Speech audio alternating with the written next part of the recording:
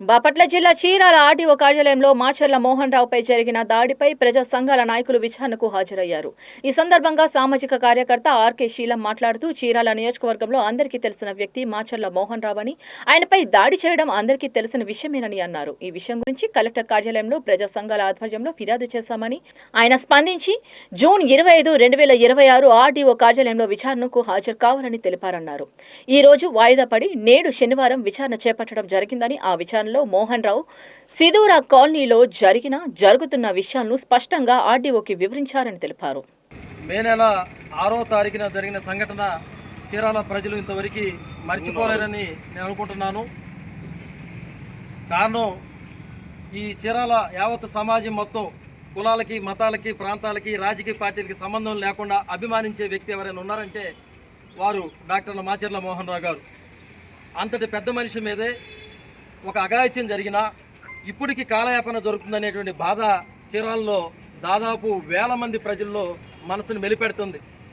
సామాజిక బాధ్యతగా మేము బాపట్ల జిల్లా కలెక్టర్ గారిని కలవటం, వారు విచారణకి ఆర్డీఓ గారికి ఆర్డర్ వేయటం, నిన్న 25/6/2026 విచారణ ఉండగా మరి ఆర్డీఓ గారు ఎందుకు వాయిదా వేశారో తెలియదు. తిరిగి 27/6/2026 ఈ రోజున విచారణకు పిలిచారు. విచారణలో సమైక్య అధ్యక్షులైనటువంటి దామర్ల కృష్ణ గారు అన్ని సవివరంగా చెప్పారు. ఆ తర్వాత మోహన్ రావు గారు జరిగిన సంఘటన పూర్వపరాలు, 35 సంవత్సరాల క్రితం జరిగిన విషయాలు, కోర్టు విషయాలు ప్రతి ఒక్కటి కూలంకుషంగా వారికి వివరించడం జరిగింది. అప్పుడు ఆర్డీఓ గారు ఓకే, ఇప్పుడు మా ముందు మీరు పెడుతున్న ప్రధాన డిమాండ్లు ఏంటని అడిగారు. మేము చెప్పిన డిమాండు మీరు తక్షణమే ఇప్పటికే కలెక్టర్ గారు కానీ ఆర్డీఓ గారు కానీ సందర్శించాలి సుధీర్ కాలనీ. కారణం ఇప్పటికి వాళ్ళు భయాందోళనలో ఉన్నారు.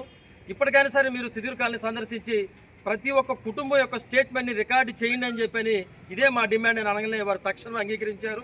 సాధ్యమైన త్వరకి 1-2-3 రోజుల్లో సుధీర్ కాలనీ సందర్శిస్తామని చెప్తున్నారు.